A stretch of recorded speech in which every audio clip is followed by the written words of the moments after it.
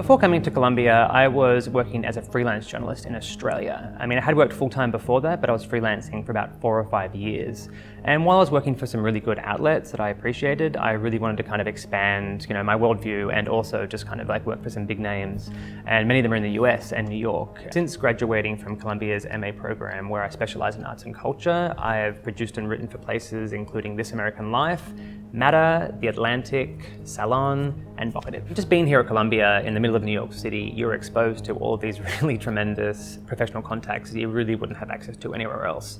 For example, my thesis was eventually picked up and produced and aired by This American Life, and I met my producer basically here at the J School. For my thesis at Columbia, I was looking at the world of unidentified, non-offending pedophiles, and essentially I found a group of young men who had an attraction to younger children, and in some cases very young children, and they wanted help battling these urges. It is a bit of a grim and touchy subject, and I was basically nervous.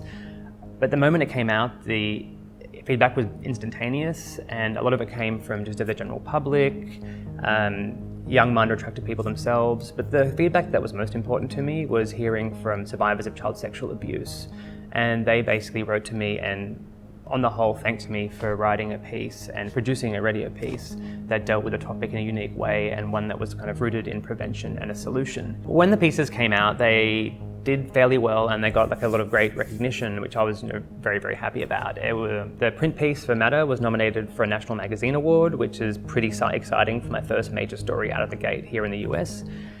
The radio piece won a few awards, including the Third Coast Award for the Radio Impact category, which I was really, really proud of. Diving into such a big project was pretty daunting at the beginning, but also really exciting. You don't often get 9 months to work on a 10,000 word piece, which seemed like a really big thing at the time, but I wish I could do it 500 times over because it was just so gratifying.